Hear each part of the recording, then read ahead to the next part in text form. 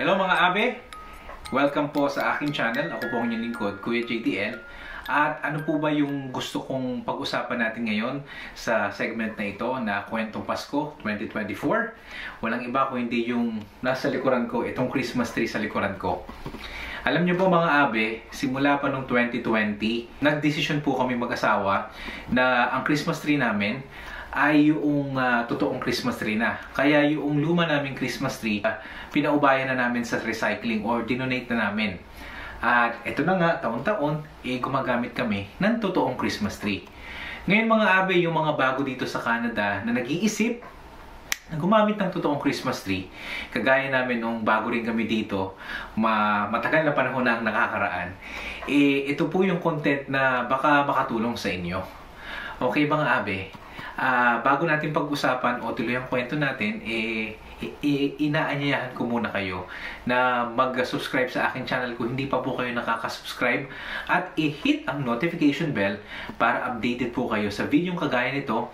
At kung may comment po kayo, mag-comment na rin po kayo or mag-like po kayo kung nagustuhan nyo po yung mga video na ginagawa natin. Okay, tuloy na po natin mga abe. So, noong dati, nahihirapan kaming magdesisyon na gumawa ng totoong Christmas tree. Dahil sa mga naririnig namin na kesyo may mga naiiwan daw na hayop pagka gumamit ka ng totoong Christmas tree dahil baka mamaya may mga insekto pa siya or ahas, okay?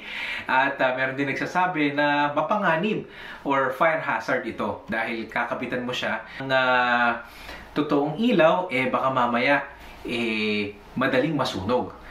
At ito po yung mga sagot dyan sa katanungan ninyo.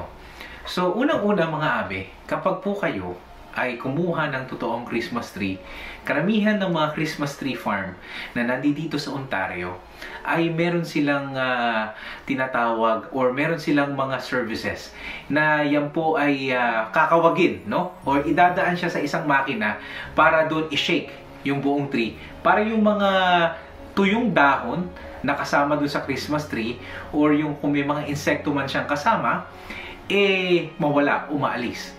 Para masigurado na wala talagang masasama sa bahay ninyo. Okay? At sigurado naman na itong mga Christmas tree na to or yung mga fine tree na to, pag sa farm nyo binili or sa farm galing, ay may mga treatment ito. At ito po ay regulated check ng bansa or ng Canada para sa safety ng mga gumagamit. At ikalawa mga abe, yung tinatawag na fire hazard, kung hindi maayos ang inyong paggamit ng inyong mga Christmas light, no, at mga plug na ginagamit sa inyong Christmas tree or sa mga Christmas decor, fire hazard ito. Maging ito man ay plastic na Christmas tree o totoong Christmas tree. At mga abi, isa pang tandaan ninyo sa pagkuha ng totoong Christmas tree, dapat ito ay may panuntunan, no? Ito po ay merong stand na parang bowl at doon nyo po siya i-maintain ng tubig. Chine-check nyo po siya pag sa umaga at sa hapon. At may tinatawag na maintaining water po siya para manatiling moist yung ating Christmas tree. Okay mga abe?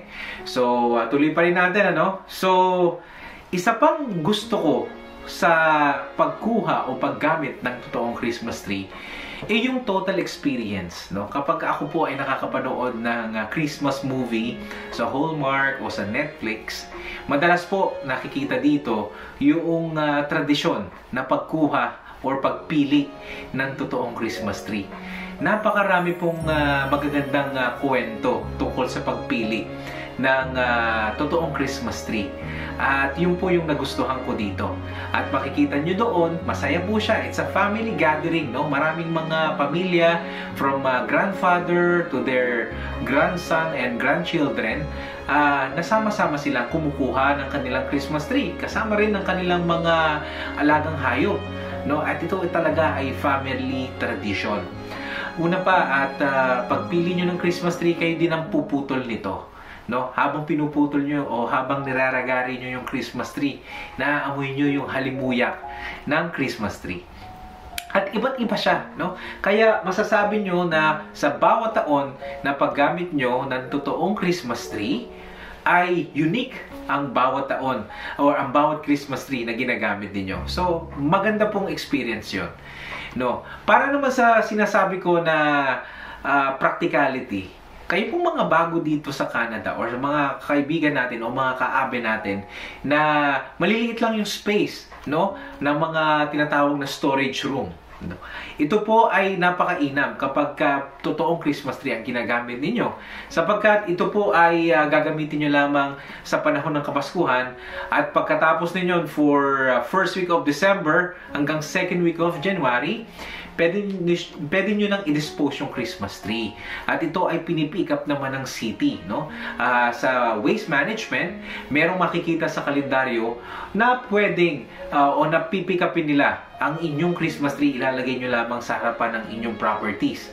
No? For further information, check nyo na lang po yung guidelines ng inyong mga town o municipal city waste management para maiayos nyo po yung pagtapon or pag-dispose ng inyong Christmas tree. At makakatulong pa kayo sa local economy ng city or ng bayan na tinitira nyo dito sa Canada sapagkat yan po ay isang malaking industriya dito lalo na sa panahon ng Kapaskuhan. Bukod sa kanilang farm na pwede nyong pitasin o pwede nyong i-harvest ang kanilang Christmas tree, dito rin po kumukuha yung mga malalaking mga supermarket para ibenta naman po sa main city yung mga Christmas tree na ginagamit po ninyo.